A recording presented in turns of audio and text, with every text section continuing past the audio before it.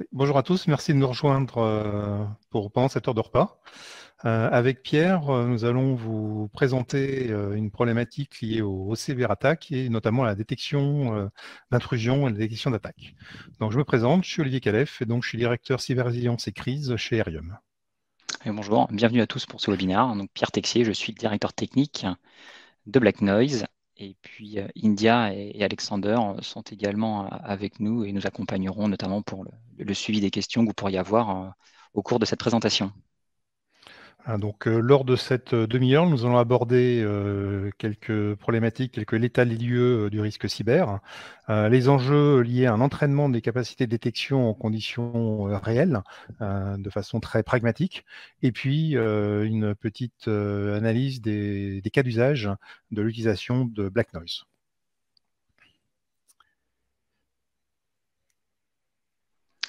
On voit que la plupart des personnes se sont connectées.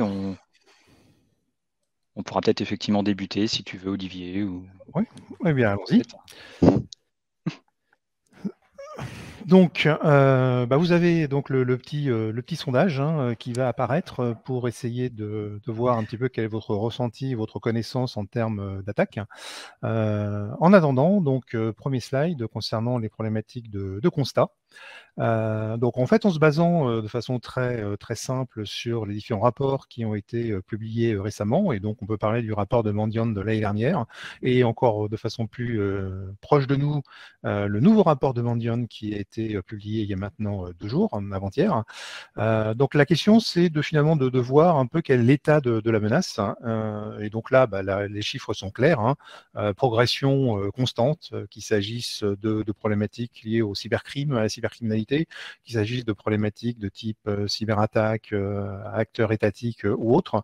On a une problématique qui est simple, c'est que les attaques sont de plus en plus furtives. On arrive à plusieurs mois avant de pouvoir être détecté. Et dans certains cas, eh bien, la partie le délai qu'il faut avant de se rendre compte qu'on a été attaqué, ça peut monter à plusieurs années. Alors, on n'est plus à l'époque des premières APT en France dans les années 2010, où on se rendait compte qu'il fallait effectivement 2 ans avant qu'une entreprise soit capable de détecter qu'elle avait attaqué. Aujourd'hui, heureusement, les choses se sont un petit peu améliorées, grâce notamment à des outils technologiques, mais pas que, on y reviendra. Donc ça, c'est la première problématique. Deuxième aspect, c'est le fait que les attaques sont effectivement rentables, qu'il s'agisse de monnaie sonnante et trébuchante, ou qu'il s'agisse de vol de données, de vol d'informations qui peuvent après être monnayées ou être réutilisées, comme par exemple dans le cas d'espionnage économique. Ou alors espionnage vis-à-vis d'une actualité brûlante, comme on le voit depuis 2 mois environ. Et puis, bien entendu, il y a toute la problématique des rançongiciels, les ransomware. Et là, le dernier rapport publié il y a 1 mois et demi par l'ANSSI, l'Agence nationale de sécurité des systèmes d'information en France, met effectivement la lumière et on a eu de nombreux cas en France, qu'il s'agisse d'hôpitaux ou d'entreprises, avec un certain nombre d'attaques, de destruction de données. Et donc, finalement, le constat, il peut apparaître relativement alarmant, mais heureusement, on a quand même des moyens de détecter et puis derrière de mesurer son efficacité quant à l'analyse de les capacités de cette détection.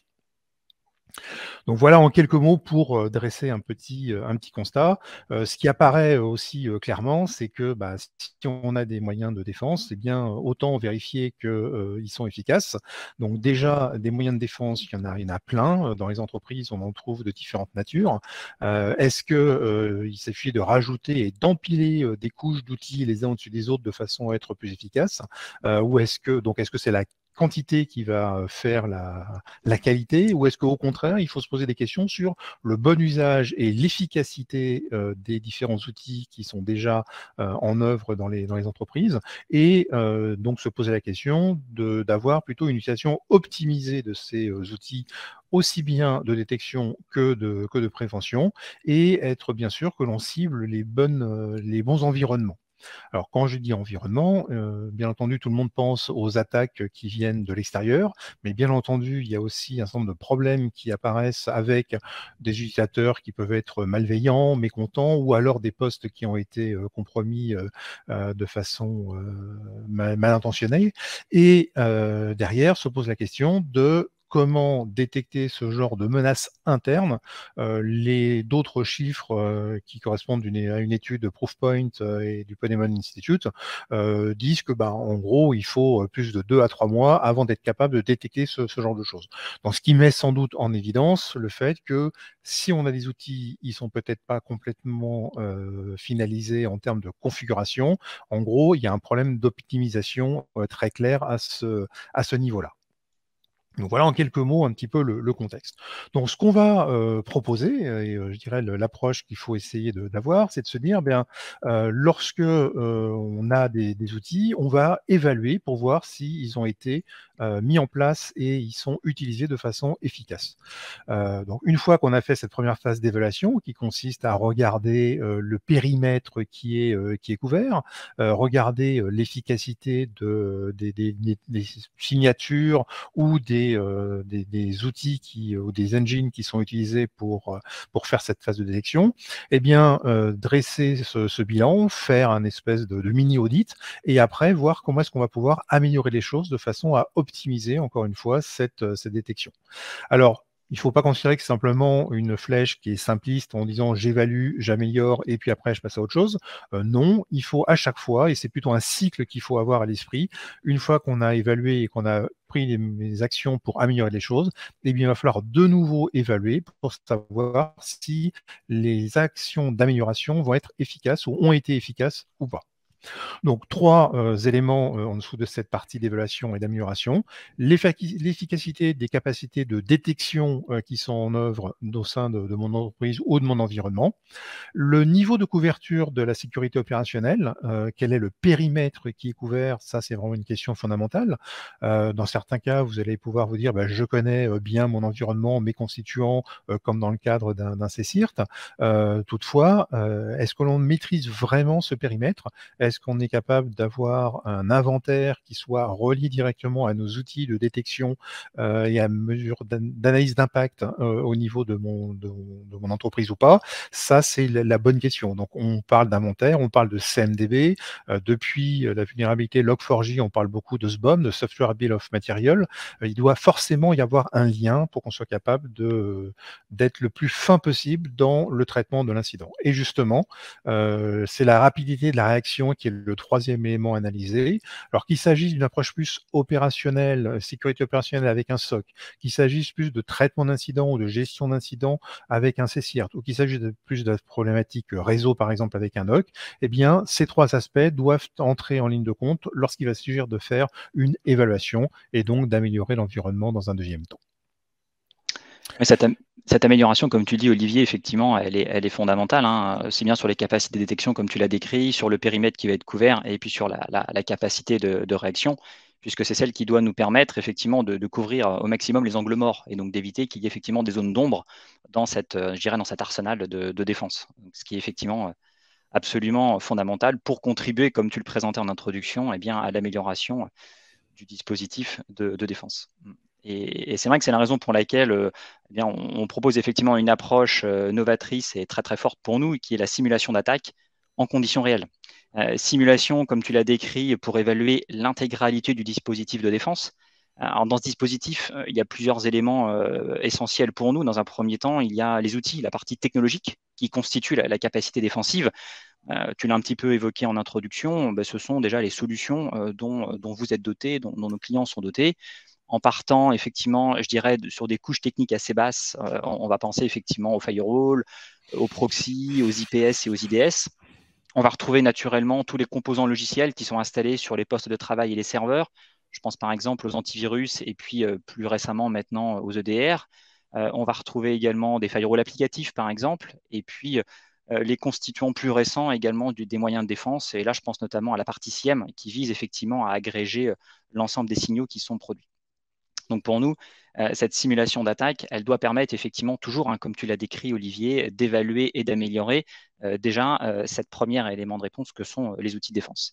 Et puis ce dispositif que l'on décrivait, il intègre également de façon très importante pour nous la dimension humaine, puisque les technologies ne peuvent jamais être suffisantes, son calibrage peut présenter aussi des erreurs, et donc la dimension humaine, les process finalement qui régissent le fonctionnement de la capacité défensive est également un élément très, très, très fort.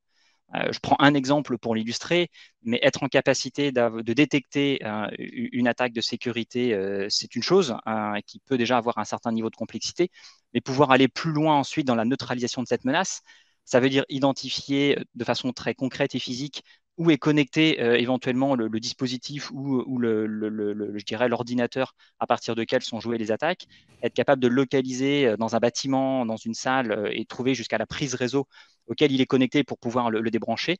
C'en est une autre qui amène effectivement toute une nécessité de coopération dans les équipes de l'IT au sens large. Et donc, effectivement, les équipes sécurité se doivent, par exemple, dans ce cas très précis, d'échanger avec les équipes d'exploitation pour être en capacité d'avoir la réponse au global qui soit la plus effective. Donc, on ne peut pas dissocier et mettre uniquement en avant la composante technologique en occultant aussi la partie humaine qui, pour nous, est fondamentale et fait partie de façon intégrante de ces simulations d'attaque et donc de l'évaluation de la capacité défensive. Et puis, dernier point, c'est simuler des attaques pour évaluer aussi les mécanismes de remédiation automatisés dont on parle de plus en plus, de mécanismes de type SOAR, pour voir effectivement de quelle façon ils fonctionnent. Et dernier point sur lequel je m'arrêterai, c'est que cette simulation d'attaque, elle doit s'opérer effectivement en conditions réelles, puisqu'on sait qu'aujourd'hui, il existe des solutions totalement décorrélées, propres au test, mais ce ne sont pas des solutions qui répondent pleinement aux besoins. Déjà parce que dans ces environnements, on ne va pas retrouver nécessairement justement les mêmes technologies avec leur bonne configuration. Donc, on ne sera pas en mesure d'évaluer clairement l'efficacité et d'améliorer l'efficacité des logiciels ou des produits existants. Et puis parce qu'on sait que dans ces simulations totalement dédiées à l'entraînement, l'aspect humain peut justement être biaisé par des modes opératoires un peu particuliers, d'où la nécessité pour nous de faire des simulations au plus près de la production et donc en conditions réelles. Voilà. C'est donc la raison pour laquelle nous avons conçu la solution Black Noise qui a cet objectif. On simule effectivement des attaques qui reproduisent les modes opératoires des attaquants par différents scénarios que l'on va vous décrire. L'objectif est pour nous, comme on le décrit, de produire du bruit, ce bruit étant la représentation des simulations des attaquants. Et donc, on peut produire du bruit, je dirais, de façon très forte, un concert qui doit effectivement, si on fait l'analogie avec les moyens de défense, de sécurité, faire sonner tous les dispositifs existants. Mais on sait aussi, par la technologie Black Noise, produire du bruit beaucoup plus discret, beaucoup plus précis, qui va effectivement nécessiter une oreille, une attention toute particulière. Et donc là, si on transpose l'analogie, on va effectivement s'intéresser à des systèmes défensifs beaucoup plus pointus, dont la capacité de détection sera beaucoup plus fine. Et donc, on va jouer effectivement sur ce degré de furtivité. Voilà. Et l'ensemble de ces simulations sont produites effectivement au travers de standards reconnus, au travers desquels nos clients savent corréler finalement ces simulations d'attaque. Et on a fait le choix effectivement de s'appuyer notamment sur un framework reconnu mondialement, dont je vais te laisser parler, Olivier. Super. Alors, ce framework, en fait, c'est le framework MITRE du MITRE, le MITRE Attack.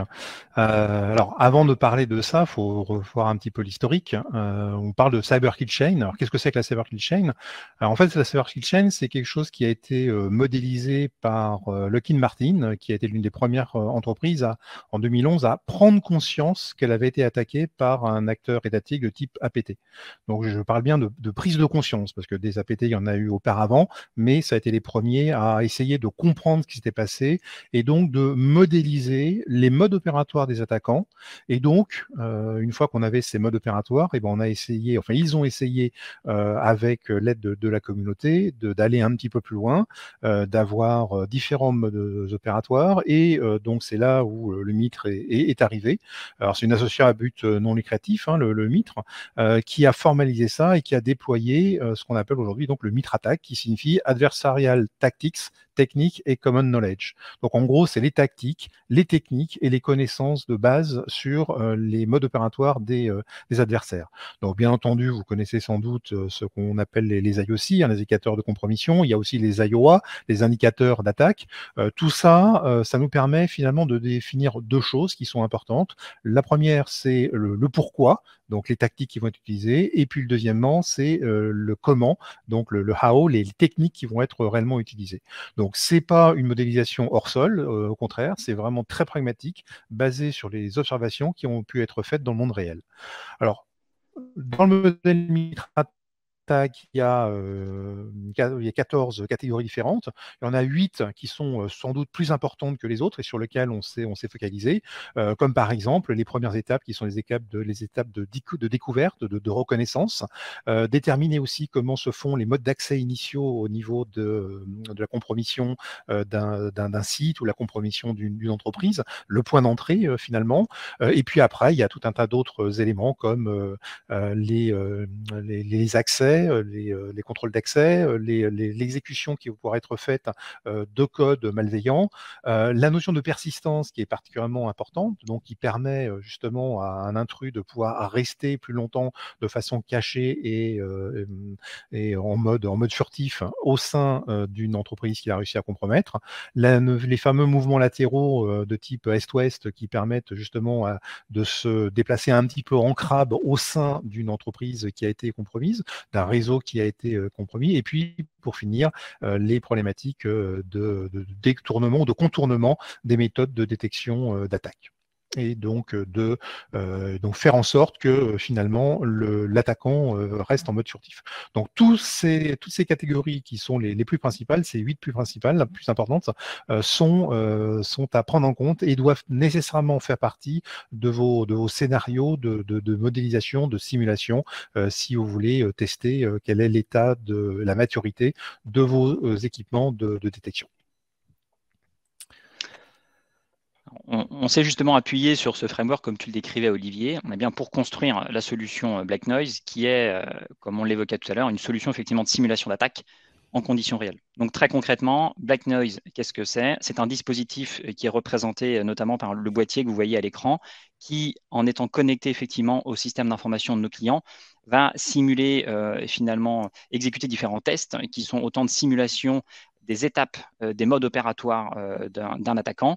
Et par ce biais-là, permettre effectivement donc 2 objectifs en lien avec ce que l'on évoquait en introduction, permettre de mesurer finalement ce que vous détectez ou pas. Ça veut dire que pour chaque événement joué, on va effectivement voir si eh bien, les dispositifs de défense ont remarqué l'événement et est-ce que cet événement a déclenché ou non une alerte. Si oui, par quel biais, donc par quel mécanisme de détection, à quelle heure, et donc dans ce cas-là, évaluer je dirais le temps de réaction. Ce qui permet d'ailleurs de faire le lien, je le consultais à l'instant avec le sondage auquel certains d'entre vous ont répondu, où effectivement vous déclarez utiliser majoritairement aujourd'hui notamment des systèmes antivirus ou EDR à plus d'un tiers en termes d'éléments de détection. On va voir effectivement qu'au travers des simulations opérées, eh bien, l'antivirus et l'EDR fait partie de cet arsenal finalement de ce radar de défense qui peut apporter justement les éléments de réponse, pour autant qu'ils soient à nouveau bien configurés et bien exploités dans le cadre des process de réaction. Donc, pour revenir à la composition de Black Noise, eh bien, la solution est construite autour du boîtier que je présentais tout à l'heure, qui va simuler effectivement ces différentes opérations sous forme effectivement de tests unitaires. Et tous ces tests sont absolument cadrés et normalisés par rapport au framework attaque du MITRE que décrivait Olivier. Ce qui est pour nous effectivement fondamental, d'une part parce que ça offre effectivement un point de référence à l'ensemble de nos clients, et puisque ce choix nous permet aussi de construire des simulations au plus près de l'actualité et de l'ensemble des modes opératoires et des attaques les plus connus. Ça veut dire que l'on sait reproduire efficacement n'importe quel APT, ou par la décomposition de l'APT, on va rechercher justement les références du framework attaque du MITRE, donc par ce biais-là, trouver les différentes techniques mises en œuvre par les attaquants, et donc ainsi jouer finalement les simulations qui sont associées et qui sont cohérentes. Tous ces tests unitaires sont également proposés au sein de la solution sous forme de scénarios. Ça veut dire que l'on reproduit, comme je le disais, les principales APT connues. Et puis, sur la base de l'expertise du cabinet, nous avons également construit nos propres scénarios, certains simulant des attaquants ayant peut-être peu de compétences techniques, mais ayant un objectif de rapidité très très fort. Donc, ils vont plutôt être très bruyants et chercher à obtenir un maximum d'accès en un minimum de temps sur le système d'information. Et puis, on reproduit également des scénarios beaucoup plus complexes, un peu plus furtifs, notamment dans la tendance effectivement d'attaque de type ransomware, comme tu le décrivais en introduction, Olivier. Là, je ferai directement référence au principe du big game hunting, comme le mentionnait l'ANSSI dans un rapport il y a déjà quelques années. Voilà. Tous ces tests unitaires, donc opérés au travers du dispositif que vous voyez à l'écran, sont totalement paramétrables. Ça veut dire que l'on sait très clairement définir à l'encontre de quel périmètre seront joués effectivement ces tests, donc aussi bien sur des périmètres très restreints ou très étendus, des périmètres plutôt orientés, je dirais, système d'information bureautique, IT traditionnel, mais également à l'encontre de systèmes industriels. Et nous avons de plus en plus de clients qui sont portés effectivement sur l'évaluation et l'amélioration de leur capacité de défense cyber sur tout l'environnement OT. Et puis, on sait bien évidemment paramétrer ce que j'appelle l'intensité. Ça veut dire jouer des scénarios et des tests très furtifs, mais également potentiellement des tests beaucoup plus verbeux, beaucoup plus bruyants. Voilà, le tout étant orchestré, finalement, si je reprends l'image de la musique, aussi en fonction de l'expertise et du degré de maturité de nos clients. Dernier point important, qui est un élément fondamental de la solution Black Noise, c'est la totale indépendance et non-adhérence que l'on a sur le système d'information de nos clients. Ça veut dire qu'on a cherché et on cherche en permanence, au travers du développement de la solution, à minimiser l'empreinte que nous avons sur le système d'information existant. Ça veut dire que Black Noise ne requiert pas l'installation d'un agent logiciel, ni sur les serveurs, ni sur les postes de travail. Et il n'y a pas non plus de modification au niveau de la topologie du réseau. Donc, on ne va pas changer de façon obligatoire les tables de routage ou les règles, effectivement, des firewalls. Le plus important pour nous étant qu'à l'issue des campagnes de test, on puisse retirer le dispositif sans que cela ait justement modifié le fonctionnement global du système d'information. Et cette modification pourrait elle-même potentiellement présenter ses propres problèmes de sécurité. Donc, on a vraiment et on cherche continuellement à travailler sur cette approche que l'on qualifie de fileless et donc sans adhérence, sans modification du système d'information de nos clients. Et dernier point important dans cette simulation, et on le réévoquera tout à l'heure, qui nous différencie peut-être d'autres approches plus traditionnelles comme le test d'intrusion, cette simulation, elle est véritablement construite dans un objectif d'adresser un maximum de cas d'implémentation des différentes techniques des attaquants. Ce qui veut dire que sur une technique donnée, eh bien, on peut utiliser différents outils du côté de l'attaquant ou différentes configurations d'un même outil. Peut-être que la première simulation sera détectée par le système de nos clients, peut-être que la deuxième le sera, mais il se peut que la troisième implémentation sur un autre outil ou une autre approche, une autre configuration ne soit pas détectée. Et c'est là tout l'enjeu et la richesse de la solution Black Noise, contrairement à des solutions qui vont plutôt aller droit au but, c'est vraiment d'avoir cette diversité dans l'approche qui va permettre de maximiser l'évaluation des capacités de détection et de réaction, ce qui vraiment pour nous est fondamental. Et donc, finalement, la résultante, comme je le décrivais, de la mise en œuvre de ces tests et de ces scénarios, eh bien, c'est d'opérer sur les différentes tactiques, notamment du framework attack que décrivait Olivier. Donc, on va procéder à des simulations sur des phases très en amont, des scans ping, par exemple, pour prendre quelques exemples techniques, des scans de port, des scans NetBIOS, rechercher par ce biais-là à comprendre effectivement l'environnement auquel le dispositif est connecté, effectuer une découverte approfondie du système d'information, ce qui va permettre d'enchaîner effectivement par la suite sur d'autres simulations, sur des couches plutôt intermédiaires. Ça peut être par exemple des tentatives de brute force sur des services identifiés.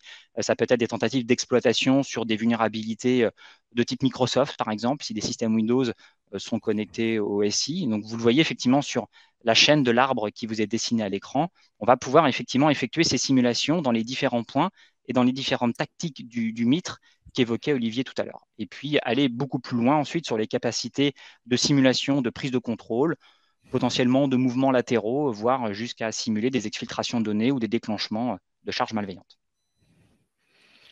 Donc, merci Pierre. En fait, ces scénarios semblent un peu simples à l'écran comme ça, mais bien entendu, comme il s'agit de traduire les modes opératoires des attaquants, on peut arriver à des choses qui sont beaucoup plus complexes. Je parlais tout à l'heure de mouvement latéral. Bien entendu, ça va beaucoup plus loin. Alors, une fois qu'on a vu ça, il faut essayer de voir dans quel contexte est-ce qu'on est.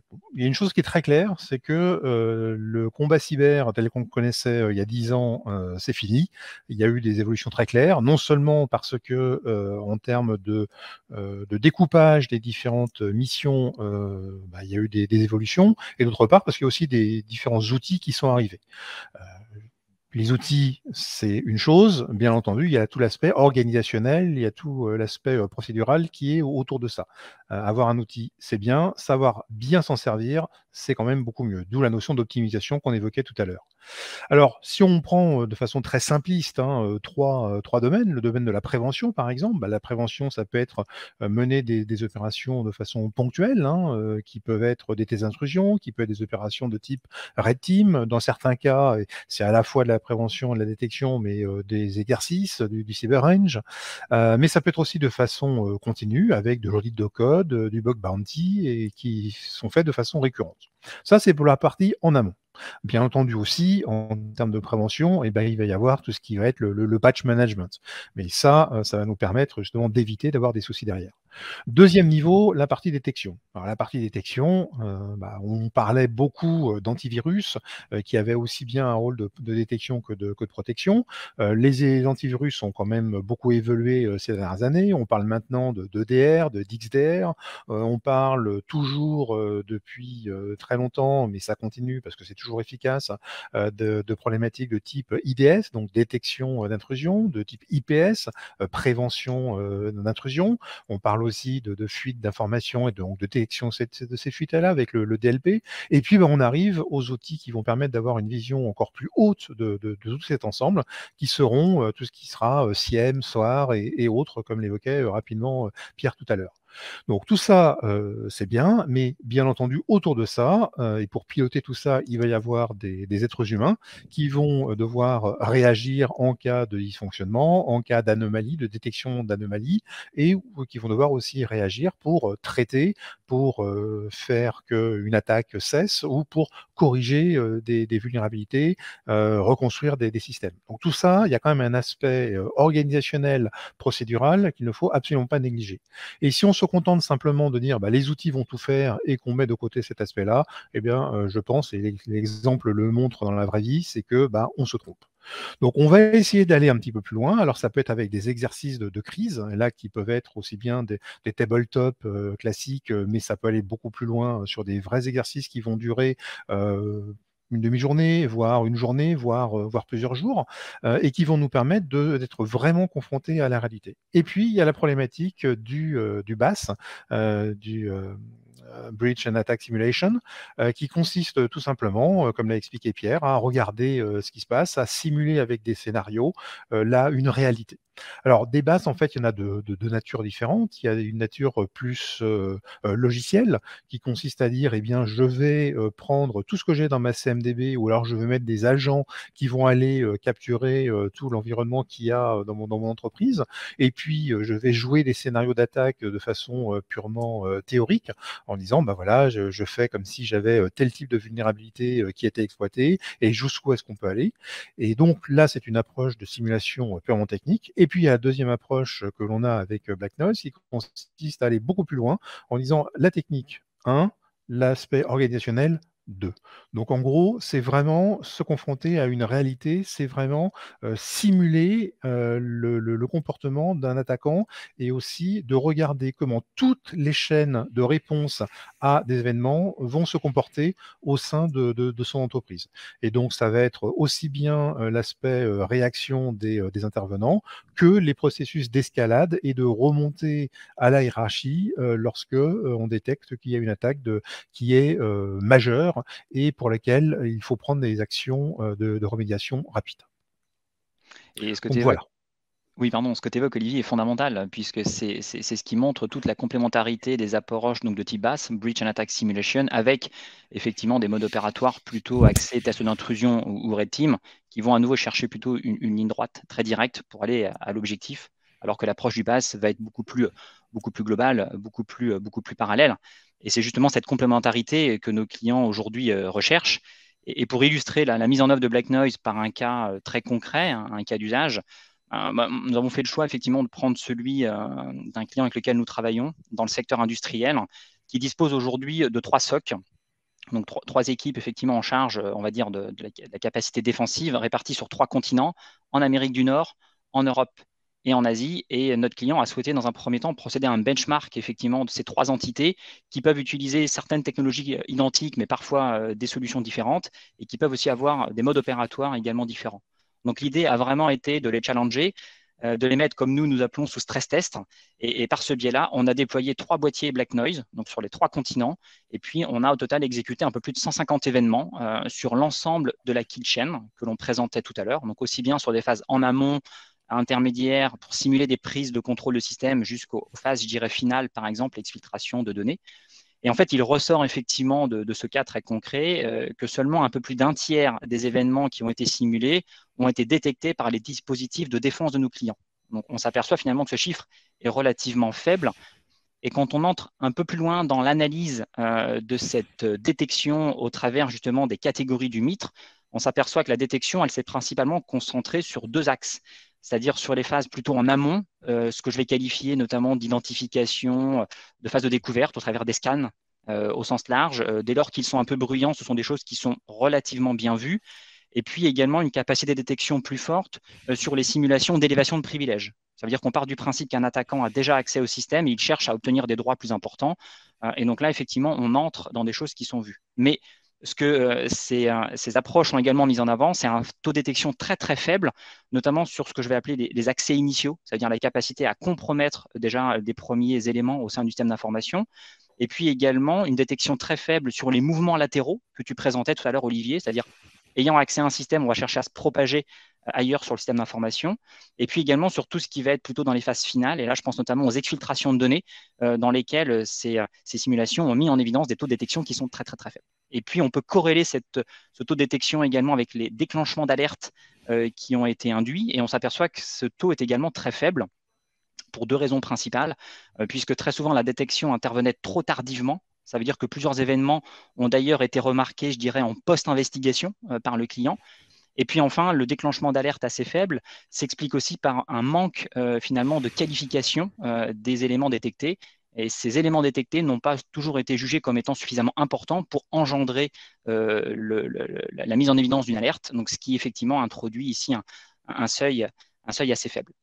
D'où finalement eh bien, l'intérêt et le bénéfice très très fort pour le client, donc sur l'ensemble des résultats obtenus et des résultats au sens large de la solution Black Noise, donc avec des retours très très positifs que l'on obtient pour nos clients, tout secteur d'activité confondu. Là, dans l'exemple que je présentais ici, eh bien, très concrètement, par la confrontation des pratiques des trois SOC, et le client a immédiatement pu mettre en œuvre déjà une configuration, une optimisation des outils et des technologies dont il disposait. Donc, on fait directement le lien avec ce que l'on présentait en introduction sur une capacité à améliorer l'existant, ce qui est très, très fort. Et puis également un partage dans les modes opératoires et le fonctionnement des trois SOC qui a permis aussi d'améliorer toute la dimension humaine et les process que l'on évoquait, qui pour nous sont également fondamentaux. Et puis, deuxième point essentiel, c'est que le client a engagé effectivement une démarche d'amélioration continue au travers effectivement de campagnes de simulation au minimum trimestrielles, et donc pour pouvoir rejouer de nouveaux scénarios calqués directement sur de nouvelles APT en intégrant de nouveaux IOC, donc de nouveaux indicateurs au plus près du terrain et de la réalité, pour continuellement entraîner ces équipes et grâce à cela aguerrir les solutions et toujours renforcer la dimension humaine et le dispositif. Donc on est vraiment dans des résultats très concrets, très efficaces, qui permettent de façon objective, eh bien, comme on l'évoquait en introduction, d'améliorer toujours la capacité de défense, aussi bien sous l'angle de la détection que sous l'angle de la réaction.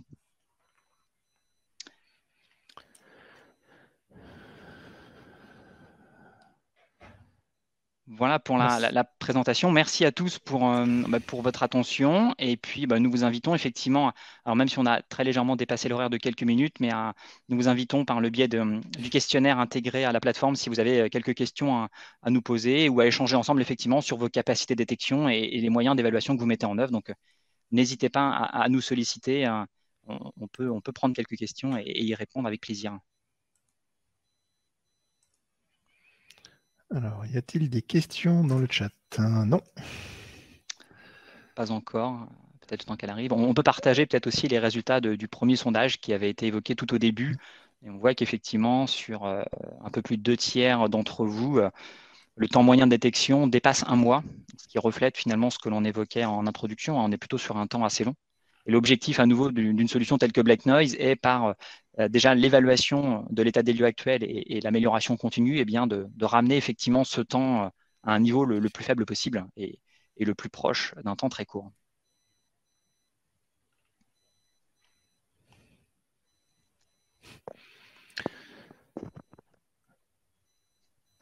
Pour le deuxième sondage, peut-être, Pierre?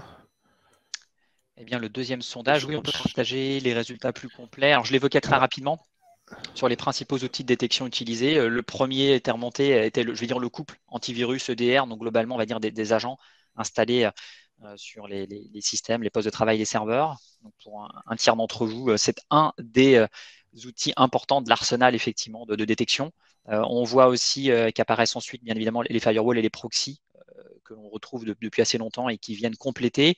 Les SIEM également en troisième position, donc à 16%, qui sont utilisés et qui sont effectivement une des briques aujourd'hui qui connaît une croissance assez forte, parce que le SIEM, déjà par sa capacité de corrélation et d'agrégation des données, va offrir une capacité à traiter l'information en masse de façon très intéressante, et puis va très souvent être couplé aussi avec la partie remontée d'alerte, ce qui est un point important. Et puis pour terminer sur ce deuxième sondage, voilà, le quatrième élément, c'était la mise à disposition d'IDS et d'IPS pour compléter cet arsenal de détection.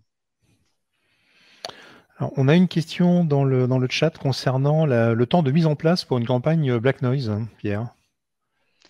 Alors effectivement, le temps est relativement court, hein, puisque à partir du moment où il y a deux choses déjà, où on définit effectivement quel est le périmètre qui va être adressé et puis quels seront les scénarios ou les événements qui vous intéressent. Donc ça, c'est défini effectivement conjointement.